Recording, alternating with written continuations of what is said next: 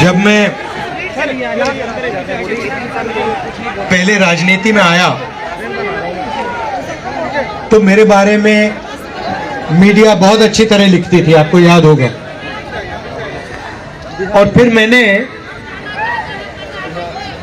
उत्तर प्रदेश में भट्टा परसौल एक जगह है, वहां जाकर मैंने जमीन का मामला, किसानों की जमीन का मामला जाके छेड़ दिया। उसके बाद हिंदुस्तान की पूरी मीडिया मेरे पीछे पड़ गई, बिल्कुल उनका बर्ताव बदल दिया। क्यों? क्योंकि जो किसानों की जमीन की बात थी उसको मैंने जाके उठा दिया। उसके बाद भट्टा परसौल के बाद यूपीए ने, कांग्रेस पार्टी ने जमीन अधिग्रहण बिल पार्लियामेंट में पास किया।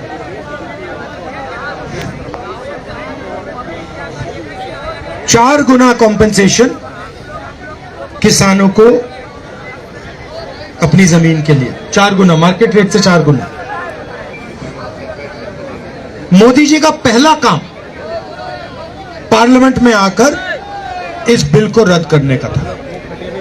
तो मेरा कहना है कि जो भी राजनेता किसानों की जमीन की रक्षा करने की बात करेगा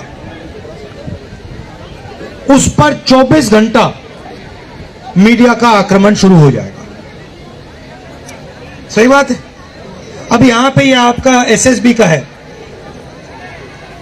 कानून के मुताबिक अगर ये जमीन इस्तेमाल नहीं की गई तो 5 साल के अंदर आपको वापस मिल जानी चाहिए, ये कानून है। मगर यहां पे हिंदुस्तान की सरकार जमीन अधिग्रहण बिल के कानून को तोड़ दी। तो मैं ये आपके लिए जरूर पार्लियामेंट में उठा सकता हूं। मैं ये गारंटी नहीं दे सकता हूं कि मोदी जी उसके बारे में कुछ करें ना करें, मगर मैं आपके लिए उठा तो सकता हूं। और मैं आपको आश्वासन दे सकता हूं कि अगर हमारी सरकार आएगी तो एकदम ये जो आपका काम है हम करके आपको दे देंगे। किसानों को चारों ओर से घेरा जा रहा है, आपकी जमीन छीनी जा रही है, आपसे जमीन ली जाती है, अदानी जी जैसे बड़े बड़े उद्योगपतियों को फ्री में तोहफे जैसे गिफ्ट में दी जाती है।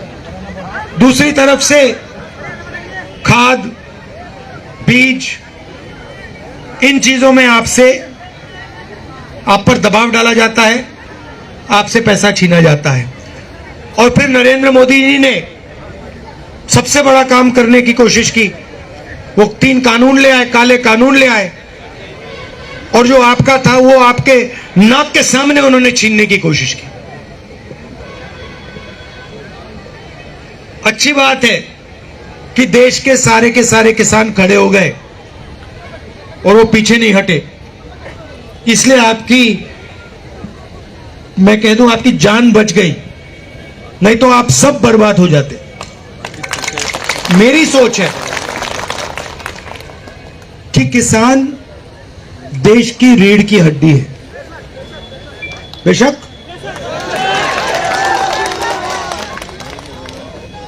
और अजीब सी बात है, मगर अरबपतियों के 14 लाख करोड़ रुपए कर्जा माफ हो सकता है, मालिया का कर्जा माफ हो सकता है, अदानी का हो सकता है, इन सब का हो सकता है, मगर किसानों का कर्जा माफ नहीं हो सकता। आपने क्या गलती की है? ठीक है, अगर किसी का माफ नहीं करना, अगर किसान का कर्जा माफ नहीं करना, तो फिर उनका भी नहीं होना चाहिए। यह अन्याय क्यों हो रहा है कि उनका 14 लाख करोड़ माफ हो रहा है और जब आप आते हो आप कहते हैं भैया हमारा भी कर दो, सरकार आपसे कहती है हम तुम्हारा नहीं करेंगे। तो न्याय होना चाहिए, अगर उनका हो रहा है तो फिर इनका भी हो, और अगर इनका नहीं हो रहा तो फिर उनका ना हो। सही बात है ना? तो मेरी सोच है कि हिंदुस्तान के हर नागरिक की कम से कम प्रोटेक्शन होनी चाहिए। मतलब पिछले चुनाव के पहले हम एक योजना लाए थे, न्याय योजना, जिसमें हमने कहा था हर गरीब व्यक्ति के बैंक अकाउंट में, चाहे वो मजदूर हो, किसान हो, हर परिवार के बैंक अकाउंट में हम कम से कम, सरकार कम से कम पैसा डालेगी, डायरेक्ट बैंक अकाउंट में पैसा डालेगी। तो अगर हम किसानों की रक्षा नहीं करेंगे, अगर हम किसानों की रक्षा नहीं करेंगे, चाहे वो एमएसपी की बात हो, कर्जा माफी की बात हो, सही दाम दिलाने की बात हो, अगर किसान को यह नहीं लगेगा कि देश की सरकार हमारी रक्षा कर रही है, तो देश आगे नहीं बढ़ सकता। और आज सच्चाई है कि जो किसान के दिल में जो डर है, उसको सरकार मिटा नहीं पा रही है, और किसान ने सरकार पे पूरा का पूरा भरोसा खो दिया है। मगर मैं आपको यहां ये कहने आया हूं कि हमारी कोशिश रहेगी कि जो आप भरोसा खोए हैं, वो एक बार फिर आप हमारी सरकार पर भरोसा करें।